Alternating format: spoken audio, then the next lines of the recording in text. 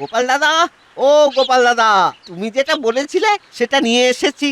দাও ভোলা ময়রা, দেখো নবাবের কাছে যেন আমাদের কৃষ্ণনগরের নাম না খারাপ হয়। এটা ভোলা ময়দার তৈরি সর ভাজা। এর স্বাদের কোনো তুলনা হবে না। ঠিক আছে ভোলা, আমি মুর্শিদাবাদ থেকে ফিরে তোমার সাথে দেখা করব, কেমন? আচ্ছা, এই রকম অবস্থায় আমি কি করব বলো তো? সামনে আবার কালী পুজো, আলোর উৎসব। এইবার আবার খরাতে চাষাবাদ কিছুই হয়নি, ঘরে ঘরে অভাব। তাই নবাবের খাজনা যে কিভাবে জোগাড় করব? নবাব বাহাদুর অবুঝ নন মহারাজ, বোঝালে উনি নিশ্চয়ই বুঝবেন।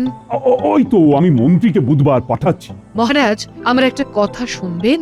বলো বলো রানী, নিশ্চয়ই শুনবো। মন্ত্রী নয়, আপনি গোপালকে পাঠান। কেন রানী, মন্ত্রীর প্রতি কি তোমার বিশ্বাস নেই?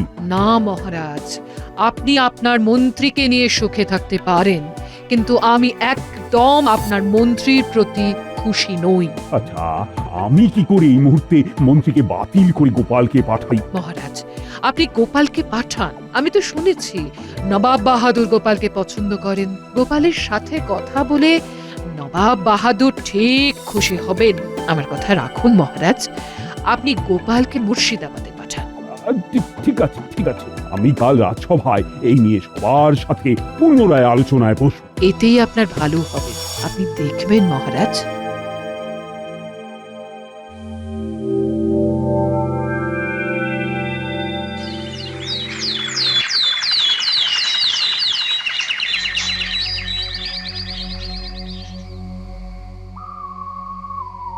মহারাজ, মুর্শিদাবাদ থেকে নবাবের দূত এসেছেন। আবার এই নিয়ে 3 বার খেলা জমে গেছে। এবার নিশ্চয়ই চরমপত্র। মহারাজ, আর কেউ আপনাকে রক্ষা করতে পারবে না। আপনার সিংহাসন এবার গেল বলে। ও গোপাল, কি হবে এবারে? কি দেওয়ালিতে আমার রাজ্যের প্রজারা আসবে না? এবারে আপনার বসার জায়গাটা থাকে কিনা দেখুন, তারপর আপনার প্রজাদের কথা ভাববেন। না, এবার আমাকে নবাবের কাছে যেতেই হবে। কৃষ্ণচন্দ্রের জায়গায় আমাকে প্রতিষ্ঠিত করতে নবাব আমাকে সাহায্য করবেই। প্রহরী, নবাব বাহাদুরের দূতকে সসম্মানে নিয়ে এসো। যথা আজ্ঞা মহারাজ। চিন্তা করবেন না মহারাজ, নবাব বাহাদুর বাঘ ভাল্লুক নয় যে আপনাকে খেয়ে ফেলবে। ভালো করে বোঝাতে পারলে নবাব বাহাদুর বুঝবেন। তুমি কি মনে করেছো যে নবাব বাহাদুরকে তুমি যা বোঝাবে আর নবাব বাহাদুর তা বুঝে যাবেন? ঠিক তেমন ভাবে বলতে পারলে সবটাই সম্ভব। ও, তুমি বলতে চাইছো নবাব বাহাদুরকে তুমি তোমার ভাড়ামো দিয়ে খুশি করবে? ভাড়ামো কিনা বলতে পারবো না, তবে মনে সদিচ্ছা থাকলে একটু হেসে কথা বলেও মানুষকে খুশি করা যায় মন্ত্রী মশাই। তবে মহারাজ, গোপালকে ওই নবাব বাহাদুরের কাছে পাঠিয়ে দিন। গোপাল আপনার সমস্যার সমাধান করে দেবে। কি গোপাল, হাতি ঘোড়া গেল তল, মশা বলে কত জল। মহারাজের জয় হোক। আমি নবাব বাহাদুরের চিঠি নিয়ে এসেছি। আপনার থেকে উত্তর নিয়ে আজই ফিরে যাব। মন্ত্রী, নবাব বাহাদুরের চিঠিটা পড়ো। দাও দূত, দাও। মহারাজ কৃষ্ণচন্দ্র, আমি তোমার ব্যবহারে অতিশয় ক্রুদ্ধ। তোমাকে এত করে বলা সত্ত্বেও তুমি খাজনা দিচ্ছ না।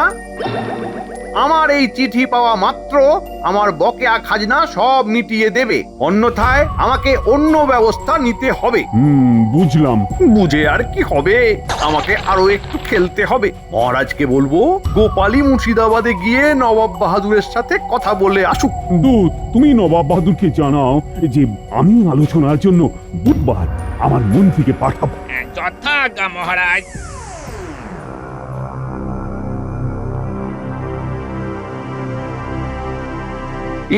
মহারাজ, নবাব বাহাদুরের চিঠির যা ধরন দেখলাম, তাতে আলোচনাতে কোনো লাভ হবে বলে মনে হচ্ছে না। মন্ত্রী মশাই, আমি বলছি কি, আমরা যদি আমাদের অসহায় অবস্থার কথাটা নবাব বাহাদুরকে বোঝাতে পারি, তবে নবাব বাহাদুর ঠিক বুঝবে।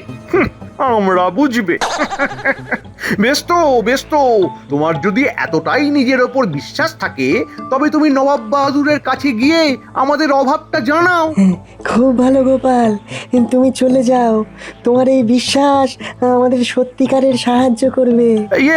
রাজ্যতীষী, একটু গণনা করে দেখো দেখি গোপাল কি আমাদের রাজ্যের জন্য কোনো শুভ খবর আনতে পারবে? গোপাল, আমাদের সকলের শুভেচ্ছা রইল। মহারাজ আপনি চিন্তা করবেন না, আমি নবাব বাহাদুরকে বোঝাবো। এবং শুধু তাই নয়, এই দীপাবলিতে নবাব বাহাদুরকে আমাদের রাজ্যে আমন্ত্রণও জানাবো। পারবে গোপাল? পারবো মহারাজ। ব্যাস, ওই তো গোপাল বলে দিয়েছে, তার বিশ্বাসই আমাদের এখন পাথেয়। গোপাল, তাহলে খাজাঞ্চির কাছ থেকে রাহা খরচ নিয়ে তুমি বুধবার সকালে সূর্য ওঠার সাথে সাথেই রওনা দেবে। হ্যাঁ, মঙ্গলে উষা বুধে পা, যথা ইচ্ছা তথা যা। আমরা তোমার শুভ খবরের অপেক্ষায় রইলাম। আমরা যেন পবিত্র দীপাবলিতে দীপের আলোয় দীপাবলি করতে পারি।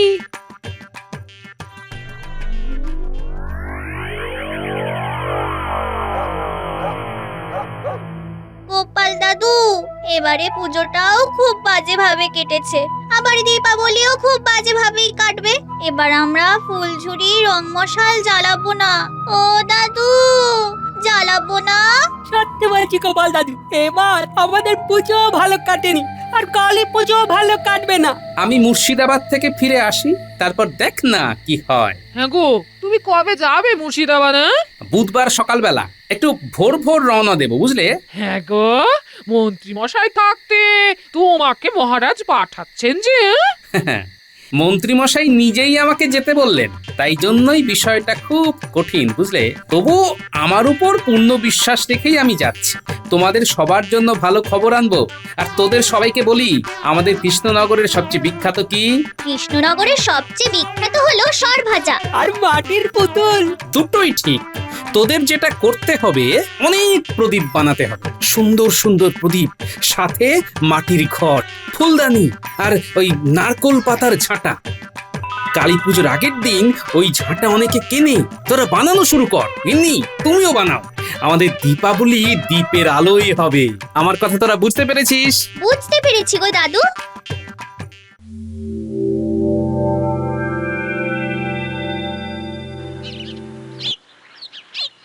গোপাল দাদা, ও গোপাল দাদা, তুমি যেটা বলেছিলে সেটা নিয়ে এসেছি।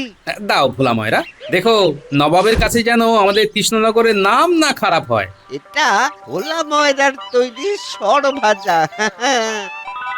এর স্বাদের কোনো তুলনা হবে না। ঠিক আছে ভোলা, আমি মুর্শিদাবাদ থেকে ফিরে তোমার সাথে দেখা করব, কেমন?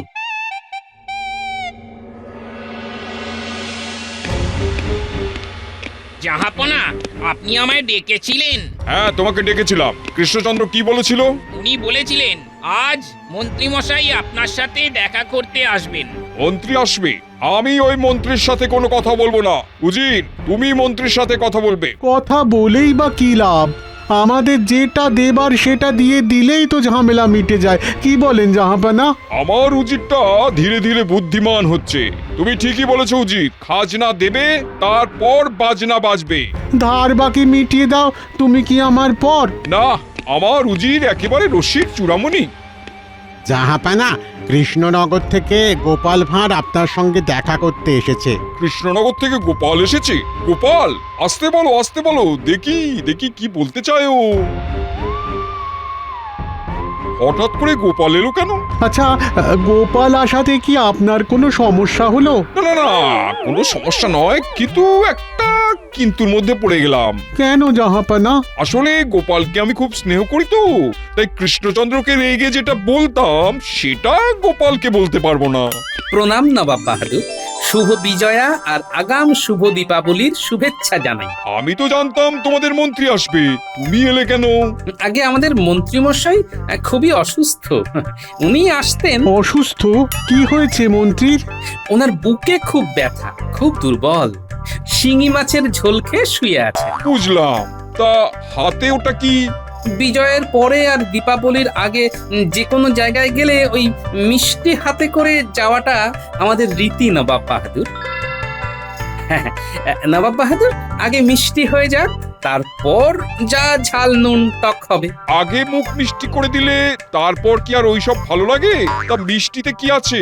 আছে আমাদের গর্ব কৃষ্ণনগরের সরভাজা, খাঁটি দুধের, আমাদের প্রসিদ্ধ কারিগর ভোলাময়ের।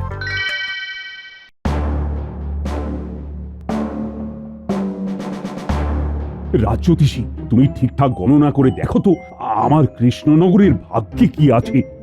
একরাশ হতাশা। এটা বলার জন্য কি গণনা করতে হয় নাকি? মহারাজ, গোপাল বিচক্ষণ বুদ্ধিমান, দেখবেন ও ঠিক খাজনা মাপ করে আনবে। দেখো দেখো, যত পারো স্বপ্ন দেখো। স্বপ্ন দেখতে তো কেউ মানা করেনি। আমি কাল একবার লুকিয়ে মুর্শিদাবাদ যাব, নবাব বাহাদুরের সাথে কথা বলতে হবে। ও মন্ত্রী, তুমি কিছু বলো, মানে কি মনে হচ্ছে? আমার তো মনে হচ্ছে গোপালের কপাল ফাটাচ্ছে। কি গো, চুপ করে গেলি? শুভ কিছু বলো। কপাল ফাটাচ্ছে। কপাল ফাটাচ্ছে? মানে কে কার কপাল ফাটাচ্ছে? না, মানে গোপাল তো অনেক বুদ্ধি ধরে, সেই বুদ্ধির ঠেলায় নবাব বাহাদুরের এখন কপাল ফাটছে। ব্যাস ব্যাস, বুঝেছি। আরো বলতে হবে না। ও, গোপাল যদি কোনো মতে আমার এবারের খাজনাটা মাফ করিয়ে আনতে পারে, ব্যাস, তবে দিওয়ালিতে সবাইকে নিয়ে খুব আনন্দ করব। আর তার সাথে মা কালীর পুজো। বাহ বাহ বাহ বাহ, কৃষ্ণনগরের সরভাজা তো দেখছি অসাধারণ। থাকবে না নবাব বাহাদুর, আস্তে আস্তে আস্তে আস্তে সব ধ্বংস হয়ে যাবে। কৃষ্ণনগরের সব কিছু আজ ধ্বংসের মুখে। আমাদের আমাদের মা বোনেরা যে মাটির প্রদীপ, মাটির ঘট, সুন্দর সুন্দর ফুলদানি বানাতো, সব শেষ, সব শেষ। কেন গোপাল, কি সমস্যা? একবার অতিবৃষ্টি, একবার অনাবৃষ্টি, আমাদের রাজ্যটা শেষ হয়ে গেছে। তবুও এরই মাঝে মহারাজ যথাসম্ভব করে যাচ্ছেন যাতে আমাদের দরিদ্র মানুষগুলো দুবেলা দুমুঠো খেতে পায়। উজির, এ কি শুনি? এই রকম অবস্থা তো জানতাম না। উজির, তুমি কি খবর রাখো না? আমার কাছে তো খবর ছিল জাহাপানা। তোমার কাছে খবর থাকলে তুমি আমায় বলনি কেন? তাহলে কৃষ্ণচন্দ্রকে খাজনার জন্য এভাবে চাপ দিতাম না। আর কৃষ্ণচন্দ্রকেও বলিহারি আমাকে তো পত্র দিয়ে জানাতে পারতো। মহারাজ খাজনা না দিতে পারার জন্য খুবই লজ্জিত নবাব বাহাদুর। খাজনার টাকায় কত জনহিতকর কাজ হয়, সেসব কাজ তো বন্ধই রইল। কৃষ্ণচন্দ্র তো খুব বোকা, আগে তো নিজের রাজ্যকে দেখবে, তারপর তো সব। এর মধ্যে আমাদের উৎসব দীপাবলি এসে গেছে, দুর্গাপুজো হয়ে গেছে, গরিব প্রজাদের ছেলে মেয়েদের গায়ে নতুন পোশাক ওঠেনি নবাব বাহাদুর। এবারে দীপাবলি, আমাদের কৃষ্ণনগর একেবারে অন্ধকারে থেকে গেল। আর বলো না বলো না, এই খুব কষ্ট হচ্ছে। উজির, আমি এই সব খবরগুলো পাই না কেন? তোমরা বেতন পাও তো দেশের খবর আমাকে দেওয়ার জন্য। ভুল হয়ে গেছে জাহাপানা। গোপাল, আমি কৃষ্ণচন্দ্রের সমস্ত খাজনা মাফ করলাম। মহারাজ খুব চিন্তায় ছিলেন, আমি গিয়ে মহারাজকে চিন্তা মুক্ত করব। তুমি কি আজই কৃষ্ণনগর ফিরে যেতে চাও গোপাল? হ্যাঁ নবাব বাহাদুর, একটা অনুরোধ করব নবাব বাহাদুর। হ্যাঁ হ্যাঁ হ্যাঁ, করো করো গোপাল, নির্ভয় করো নির্ভয় করো। আমি মহারাজের তরফ থেকে আপনাকে কি দীপাবলিতে আমন্ত্রণ জানাতে পারি? আপনি আর উজির আমাদের কৃষ্ণনগরে এসে আমাদের সাথে দীপাবলির অনুষ্ঠানে যোগদান করবেন। ঠিক আছে গোপাল, আর তার সাথে তোমাদের মাটির তৈরি প্রদীপ, পুতুল, ঘট, ফুলদানি আমি আমার মুর্শিদাবাদের বাজারে বিক্রির একটা ব্যবস্থাও করব।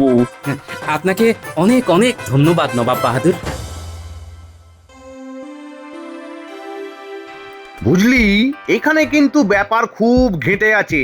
মহারাজের অবস্থা ভালো নয়। যখন তখন মহারাজের বিরুদ্ধে নবাব বাহাদুর কলকাঠি নাড়তে পারে। কেন? আরে খাজনা বাকি পড়ে আছে। আমি তাই বাজনা বাজাতে যাচ্ছি মুর্শিদাবাদ। তাই তাই আমি তোদের একটু চোখ কান খোলা রাখতে বলেছি। চোখ আর কান খোলা রাখতে হবে? তার মানে তো গল্প আছে। আরে তা তো আছেই, তা তো আছেই। অল্প অল্প গল্প আছে। বটা, গল্প যতই অল্প হোক না কেন, আমাদের ওই খাটুনিটা কিন্তু মোটেই অল্প নয়। সেটা তো একদম সঠিক বলেছিস। তোরা কি বলতে চাইছিস একটু পরিষ্কার করে বল। কি আর বলবো, সবই তো বোঝেন। আমাদের দুঃখের গল্প কি আর অল্প কথায় শেষ হয়? আপনার ওই অল্প গল্পের জন্য আমাদের কিছু অল্প করে খুশি করলে চোখ কান খোলা রাখতে ভীষণ সুবিধে হয়। নইলে কান শুনতে ধান শুনবো। বুঝেছি বুঝেছি, শুধু শুধু কৃষ্ণনগরের সিংহাসনটা আমাকে পেতে দে, তারপর দেখবি কত ধানে কত চাল হয়, তোদেরকে দূর করে দেব। এটা কি আমাদের অল্প করে ধমকালেন মন্ত্রী মশাই? তাহলে চল ঘরটা, আমাদের এই গল্প শুনে লাভ নেই, আমরা অল্প করে খেয়ে শুয়ে পড়ি। আরে আরে আরে রেগে যাচ্ছিস কেন? সবটাতে শুধু মাথা গরম, দুষ্টু।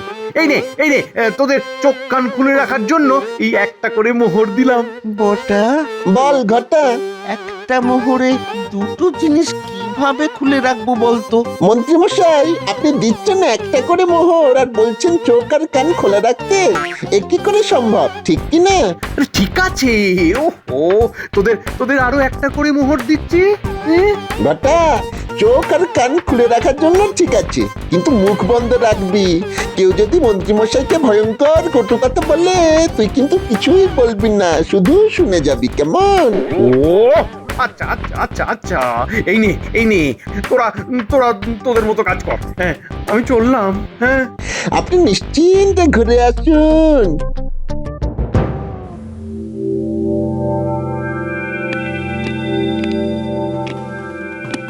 গোপাল, বলো বলো। আরে তোমার কথা শুনবো বলেই তো আমরা সবাই বসে আছি। মহারাজ, নবাব বাহাদুর খাজনা মাফ করে দিয়েছেন। কি বলছো কি? হ্যাঁ, তুমি তো অসম্ভবকে সম্ভব করলে। মহারাজ, মন্ত্রী মশাই কোথায়? এই খবরটা তো মন্ত্রী মশাইকে দেব বলে ছুটে ছুটে আসছি। মন্ত্রী মশাই একটা বিশেষ কাজে বাইরে গেছেন, তা তুমি শেষ পর্যন্ত করতে পারলে? না করার কি আছে বিজ্ঞানী? একটু ভালো কথা তো সবাই পছন্দ করে, আর মানুষকে যদি বোঝাতে পারো তবে সব সমস্যার সমাধান হয়ে যাবে। মহারাজ, তাহলে এবার আনন্দ করুন। আরেকটা কথা, দীপাবলি আরো সুন্দর হবে। কিভাবে? নবাব বাহাদুর আসছেন আমাদের কৃষ্ণনগরে দীপাবলি পালনে, আর উনি দীপাবলির জন্য 1000 সোনার মোহর পাঠিয়েছেন। গোপাল বাজিমাত করে দিল।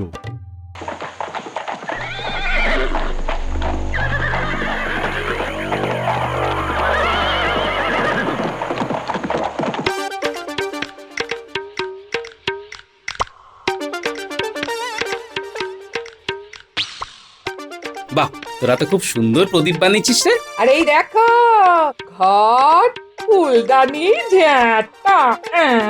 তুমি বলে গেছো আর আমরা তোমার কথা না শুনে বসে থাকবো? এটা কখনো হয়েছে? তোরা তো আমার লক্ষ্মী বানর সেনা, জানিস এবারে কি হয়েছে? কি হয়েছে? নবাব বাহাদুর নিজে আসছেন দীপাবলিতে। আমাদের কালী পুজো খুব ঘটা করে হবে, আর তার সাথে আমাদের কৃষ্ণনগর সেজে উঠবে আমাদের তৈরি করার প্রদীপে।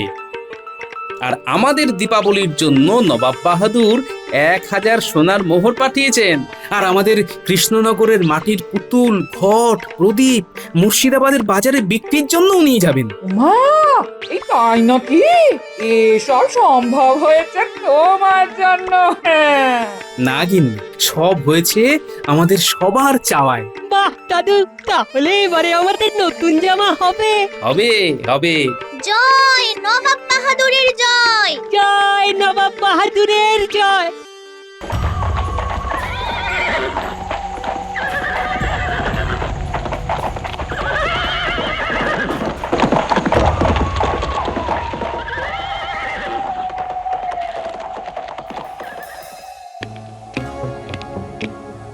জাহাপানা, কৃষ্ণনগর থেকে মন্ত্রী এসেছে আপনার সঙ্গে দেখা করতে। সে কি, মন্ত্রিত্ব শুনেছিলাম খুব শরীর খারাপ, পাঠিয়ে দাও।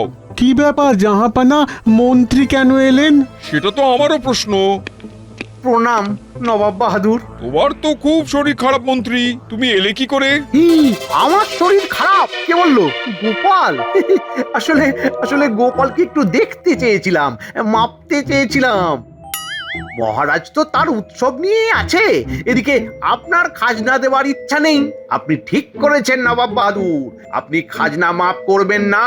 প্রহরী, মন্ত্রীকে কারারুদ্ধ করো। কেন কেন নবাব বাহাদুর? তুমি গোপালকে মাপতে গিয়েছিলে, গোপাল তোমাকে মেপে খাজনা মাফ করে কৃষ্ণনগর চলে গেছে। তোমার মতন বেঈমানকে বাইরে রাখা ঠিক নয়। এই প্রহরী, নিয়ে যাও কারাগারে। আমাকে আমাকে বাঁচান, বাঁচান।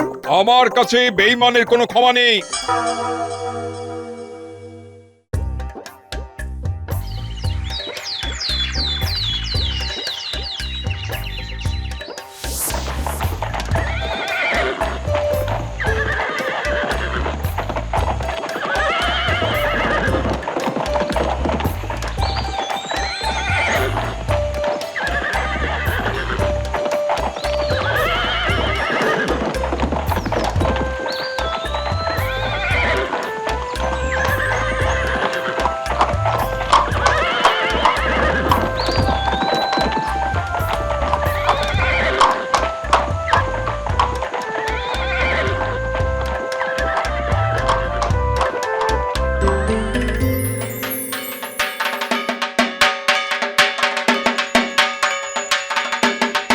শ্বেতচন্দ্র, গোপাল না গেলে আমি জানতেই পারতাম না যে তুমি এইরকম একটা বিপদের মধ্যে আছো। তোমার মন্ত্রী একটা ষড়যন্ত্রী, ও তোমার বদনাম করার জন্য মুর্শিদাবাদে গিয়েছিল। আমি ওকে আমার কারাগারে বন্দি করেছি। ঠিক ঠিক করেছেন নবাব বাহাদুর। দেখেছেন নবাব বাহাদুর, আমাদের রাজ্য কিরকম মাটির প্রদীপের আলোয় সেজে উঠেছে। এই সব মাটির প্রদীপ এরা বানিয়েছে। বাবা, তোমাদের মাটির কাজের নাম তো জগৎ জুড়ে আছে। আমি তোমাদের এই প্রদীপ মুর্শিদাবাদে নিয়ে যাব। ওখানকার মানুষও তোমাদের এই প্রদীপ নিয়ে তাদের উৎসব সাজিয়ে তুলবে। দ্বীপের আলোয় দীপাবলি। আজ না হয় আমরা আতশবাজি পোড়ালাম না? ঠিক বলেছ গোপাল।